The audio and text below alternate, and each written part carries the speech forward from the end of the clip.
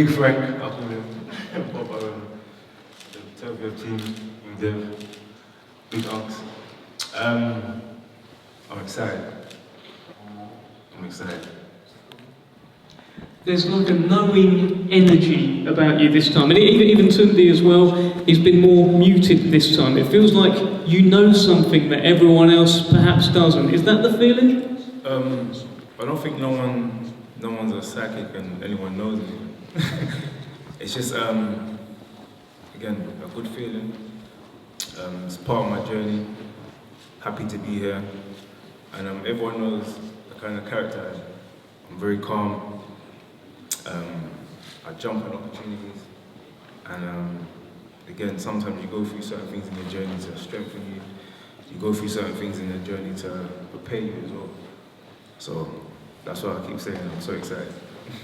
You said something to me yesterday about this title shot, it feels earned. And maybe the first one, it wasn't quite the same. Tell me more about that.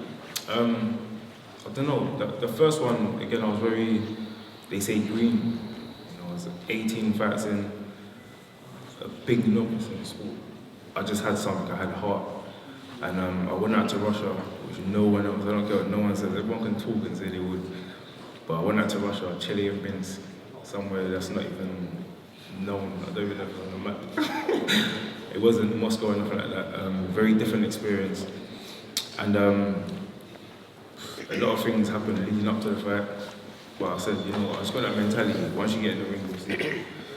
But again, all that don't really matter. All it is, my preparation is going to be different. I've learned since then as well. Different kind of fighter, different life experiences. And yeah, I'm ready for Saturday. You're the underdog in this fight, that's no secret. How does that make you feel? Does it make you smile? Do you care? Like, what do you prefer it? I feel like I'm always smiling. I'm happy to be alive, happy to be at this stage of my life as well. Being an underdog, overdog, midway dog, it don't matter to me. I'm a dog. When I get in that ring and I start throwing my hands about, everyone knows what I can do that. So all that underdog stuff don't really matter to me. And if you want to say if it does anything to me, it gives me that little push, that little urge. But again, it's expected. I don't lie or I don't bullshit nobody. You know, he's got an 18 fight, 18 win, 18 knockout ratio. Olympian. He's done a lot in the sport, and that's why he should be respected. That's why I've respected him this far. But as I said before, when we get in the ring, surely he will be saying the same thing. There's no respect. You try and take the respect away from your opponent. So I understand why the bookies have got it like that, understandably. And again, that's what edges me on. All right, well let's bring in Artur Beterbiev at this point, the unified world light heavyweight champion. Artur, you've heard from Anthony there. He says that there will be no respect when the first bell rings. Plenty of respect beforehand. Tell us how you feel just 2 days away. Oh, the alarm's gone. Tell us how you feel 2 days away from this big fight.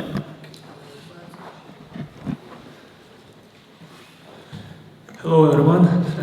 Yeah, I feel good, not bad. Thanks. At what point do you turn into the monster? Because this has all been very, very respectful, very calm. You've been cool and calm all week. Is it tomorrow? Is it when the first bell rings? Has it happened now? When does it happen?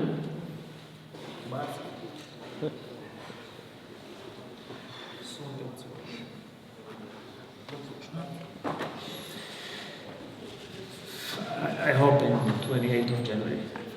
It's a Saturday night. Yeah, like, I'm really change. At the first press conference, I asked you what you thought of Anthony Yarde, and you hadn't watched much footage at that time. You said he's a good fighter, he looks strong, and he looks like a bodybuilder. So now that you have seen more of Anthony Yarde, what do you think? Is there any more to say? I said because he looks like muscle, you know, and like bodybuilder. I don't have like this muscle. I'm not like bodybuilder. It's not for like say that for bad like something. I say like he looks like stronger. Anthony, your thoughts on these bodybuilder comments? I mean, it's a compliment, right? Yeah, I feel like I'm chiseled, you know.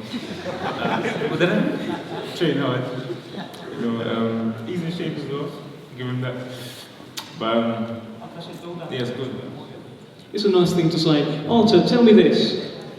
Are you expecting a tough fight on Saturday? what expecting? Can you repeat? A tough fight? You know, where we, in our camp, we always try to be ready for some different scenarios. And if it's tough fight, we're gonna be ready. If it's like, you know, whatever. You always say that you just like to go about your work. This is just your job. You just want to do your job, do your work. On Saturday, do you want to do your job quickly? Why you want to be very angry between us? Do you think we're not fighting? Huh? You think we're not fighting Saturday? I certainly don't want to fight either of you, but I would like to know if you think that you can do the job quickly on Saturday. I try to do my best. Well, there you have it. Artur Beterbiev has terrified the life out of me in the build-up to this. Anthony, tell me this. How much does this fight mean to you? How much does this moment mean to you on Saturday? I feel like it's obvious. That's going to mean the world to me. 3 belts, legacy in history. Again, I'm happy as Beterbiev. You know, this scary person. I'm happy that it's 3 belts. It just makes it all that much better. It feels like it's going to feel like it's earned. It's not no easy way out. There's a lot of fighters that get a mandatory world title, or they get something like they're mentally, they're the A side, etc. I like this route. This route gives me the goosebumps, it gives me a good feeling. And it's the journey. The journey is what makes me happy. There's a saying that the higher the climb, the better the view. How much do Artur Beterbiev's accomplishments, his belts, his record, everything that he's achieved, how much does that hype you up and get you even more amped up for this fight? I just said it. I literally just said it. That's the best part of this whole thing. The fact that it's him. Again, we met before. I don't know if you remember. It was in the Olympics, 2012. This is when I first started. I was in the gym from like late 2011, and the whole Russian team come down to the TKO boxing anytime. And I remember there was a picture that resurfaced, and I said, "Hold on, I know that face. That's a Beterbiev guy." So yeah, it's like a full circle. Artur, do you remember meeting a young Anthony Yarde? No, because I'm a boxer. No, I sometimes forget. You know anecdote about boxers. You know why boxers drive fast? So no forget for where are they going. I am not remember, but I see a photo with together. One photo I saw. How was your birthday? You turned 38 over the weekend. Spent it over in this country as well. Did you just train, or did you have any sneaky cake? Birthday is fast. And I think I had 2 training on my birthday. It's good birthday. It was a good birthday.